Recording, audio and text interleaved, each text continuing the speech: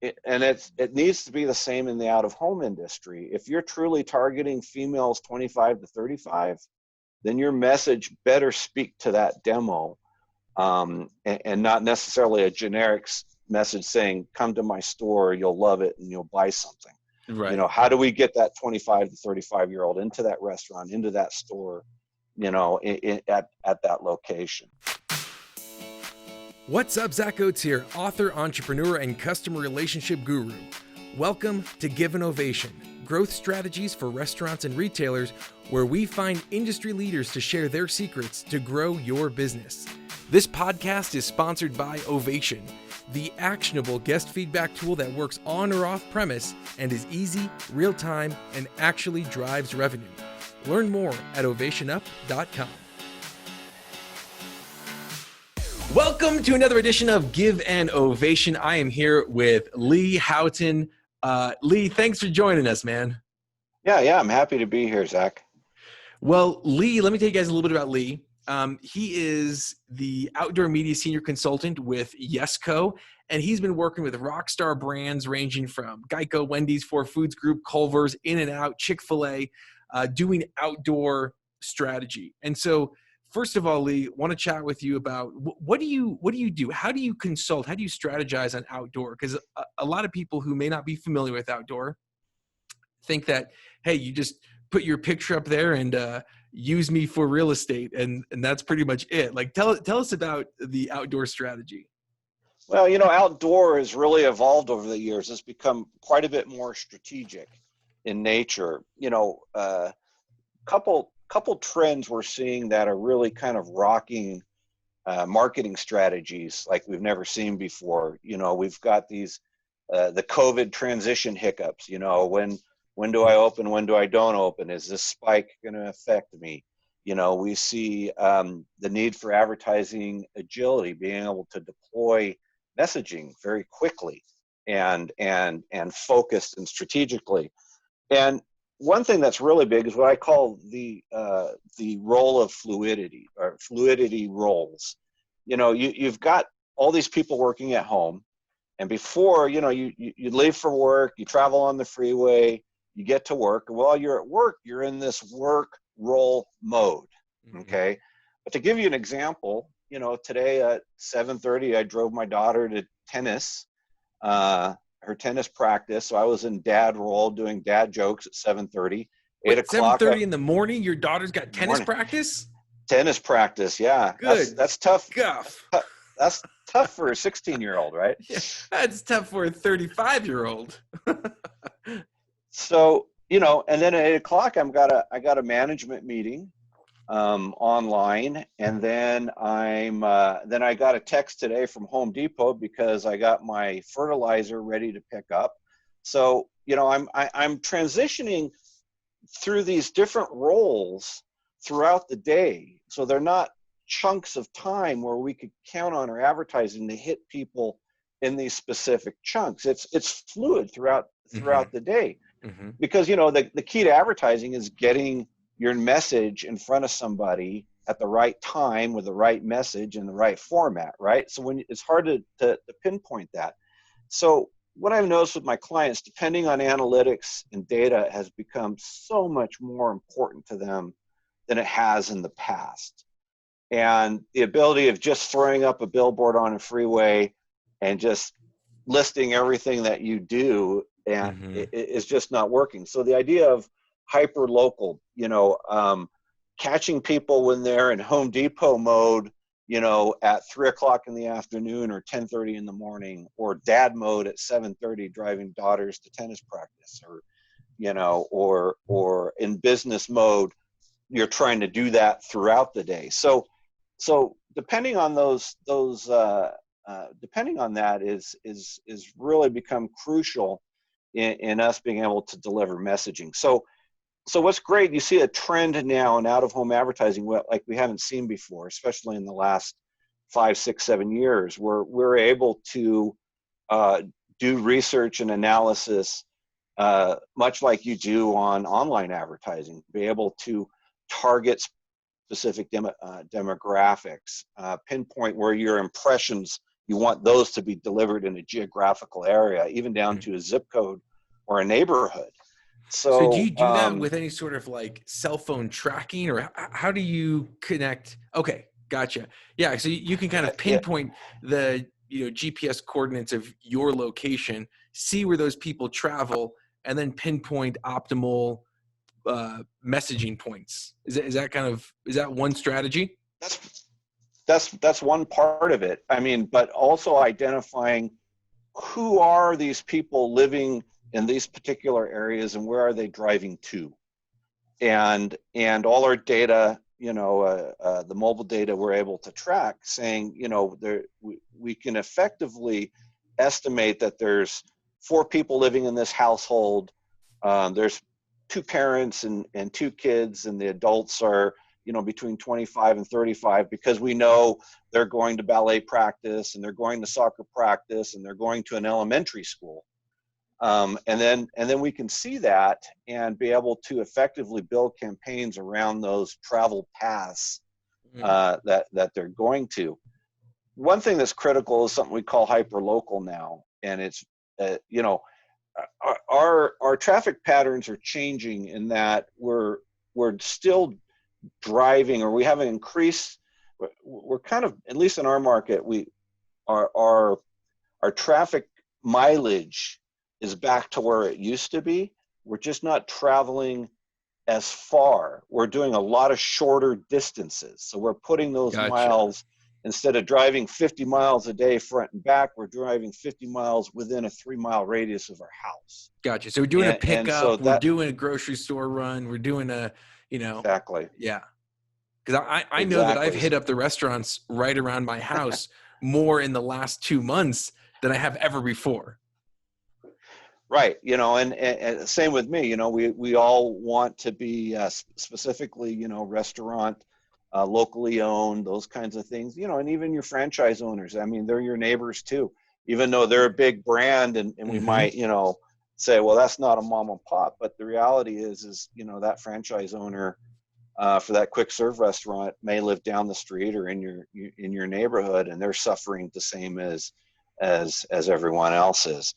The key, we call it the 5 screens, and in out of home, the first one being the silver screen movie theater, second television screens, third was the PC laptop, fourth is your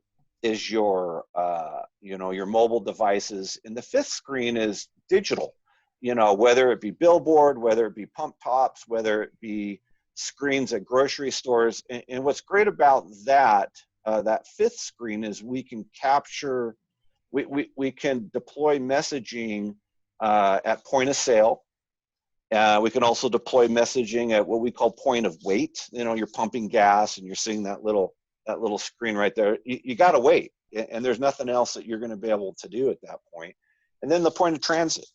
So there's, and the ability to deploy those messages, because like you've seen, Zach, things change in 24 hours. We go from COVID, and then we go to protests, and then we go to this, and we see things changing and collapsing and restructuring on the dime. And the ability to maybe do that on radio or television, to wait for those production times and things like that. And who knows, something's changed, by the time you've got your commercial made and put out there. So looking at deployment on those screens that people interact through their day-to-day lives, we can deploy messaging and content on a dime, and like we've never been able to do before. So Lee, billboard companies such as Yesco, and Yesco obviously it's a pretty forward-thinking billboard company, and it's not even just billboards, right? You're talking about this whole 5th screen dimension. So you guys are not only doing, the traditional digital or print billboards along the freeway, but there's other avenues to connect to consumers. Is that what you're saying? And they don't have to do that. They don't have to use you as just like the highway billboard and use another company for this. You guys have been able to consolidate that and handle that 5th screen. Yeah, it's a lot of people think of out of home as what we call roadside, Hmm. which is your actual billboards you see on surface streets and on freeways. But the category is everything from skywriting to murals to it encompasses anything that happens outside of your home. Any type of advertising you encounter physically outside of your home is categorized in that whole out of home industry. So being able to expand your horizon and look at all these touch points, which are just screens at the end of the day, right? Yep. One screen might be 14 by 48 on a freeway, and one screen might be 4 by 6 at a pump top or an ATM machine, something along those lines. So the ability to be able to coordinate all of those screens together, and what's on the thought of the person who's getting gas at 10:30 in the morning? What role are they in at Mm. that point? If they're at the grocery store and they see a big screen in the corner of the grocery store at 5:30 at night, what role are they in?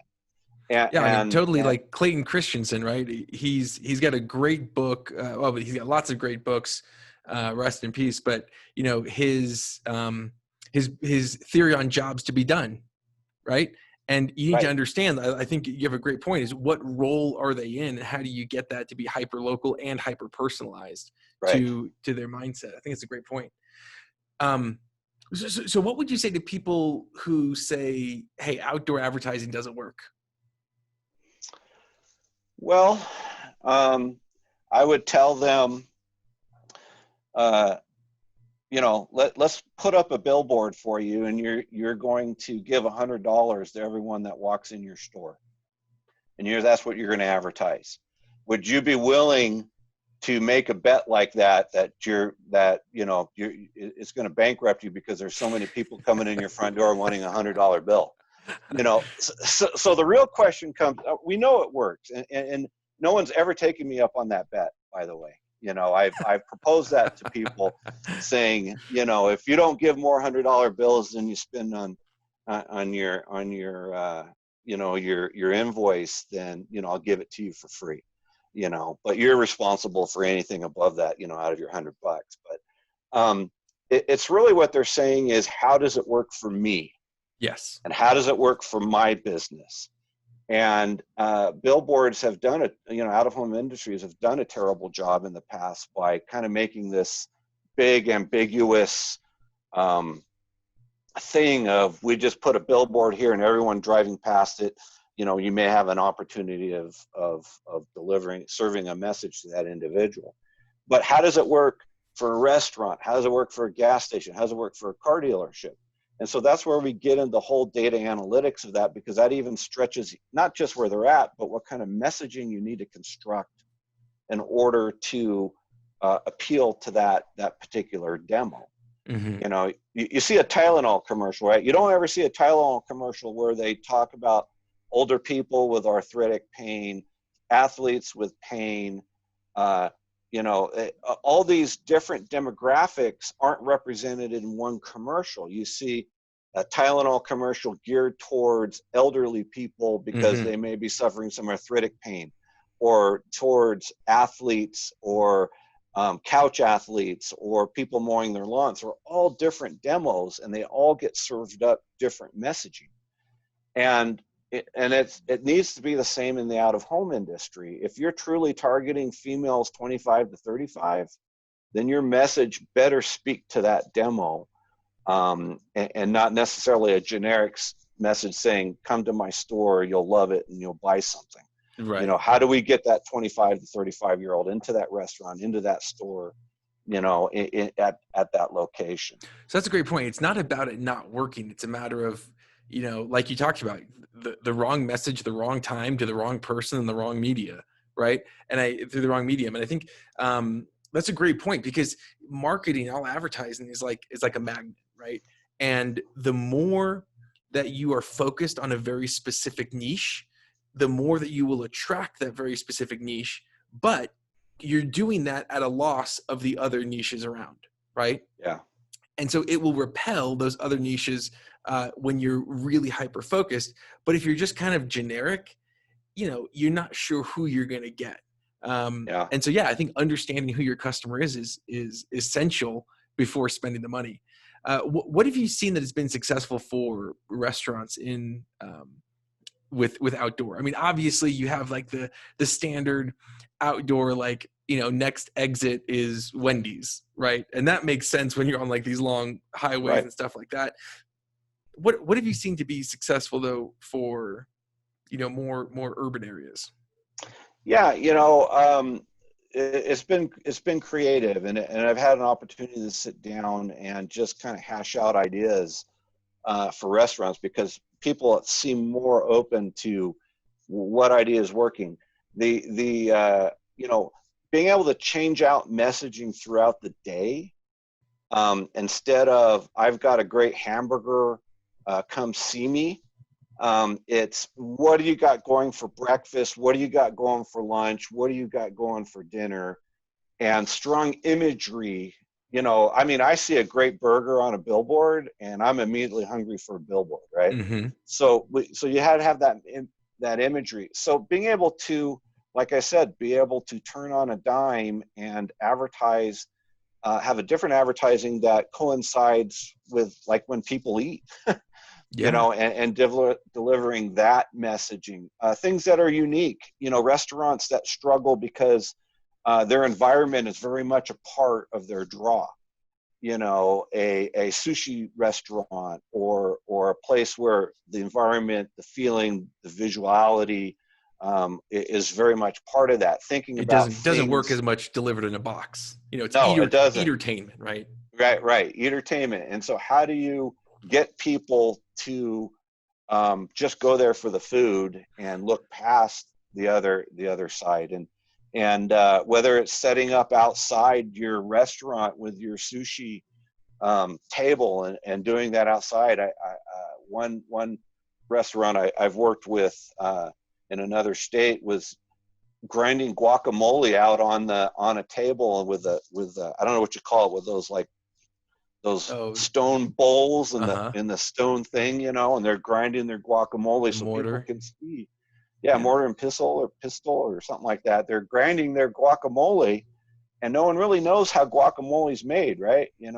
I mean, you do, but you never see it being made. And Right, so, right. but what are those things that you can do outside, in a walk-up situation or things like that? The curbside, I think, has been great.